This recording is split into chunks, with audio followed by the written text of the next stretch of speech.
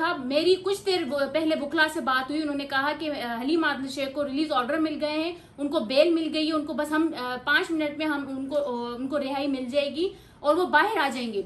उसके बाद मुझे उसी वक्त मुझे 2 मिनट के बाद 5 मिनट के बाद पता चलता है कि हलीम आदिल शेख जो है वो दोबारा से अरेस्ट हो गए, जिसकी ना कोई एफआईआर है, ना कोई केस है, ना कुछ दिखाया जा रहा है। हमारे काफी एमपीज वहां पर पहुंचे, हमारे एमएनएस वहां पे पहुंचे, उनके ऊपर तशद्दुद हुआ, उनके ऊपर जो है पुलिस वालों ने गालम गलोच की, उनके गार्ड्स के ऊपर उनके कपड़े फाड़ दिए, जो कि अभी वो केस दर्ज करने के लिए थानों में पहुंचे हैं।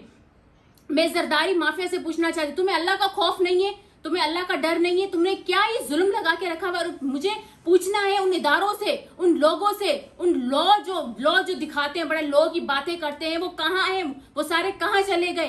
क्या एक मजाक बना के रख दिया है एक सिंध के ऑपोजिशन लीडर का जो रिहाई मिलती है उसके बाद किसी केस का पता नहीं है? ये दूसरी बार जरदारी माफिया ने उनके साथ किया है।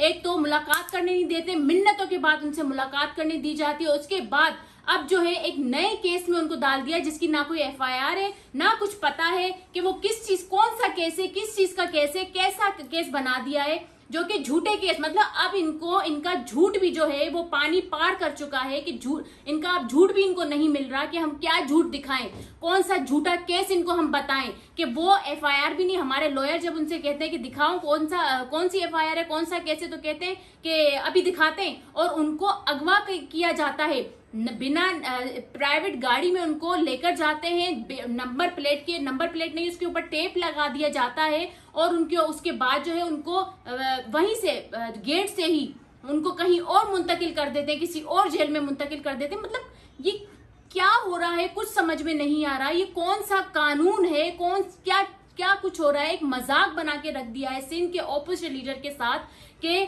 उनके ऊपर इतना जुल्म किया जा रहा है। उनकी यही सिर्फ, मैं बार बार कहती हूँ, मैं फिर बता रही हूँ, उनकी जान को खतरा है। जिस तरह से ये ओछे हथकंडे अपने इस्तेमाल कर रहे हैं, मेरे शोहर को, मेरी शोहर की उनकी जान को खतरा है।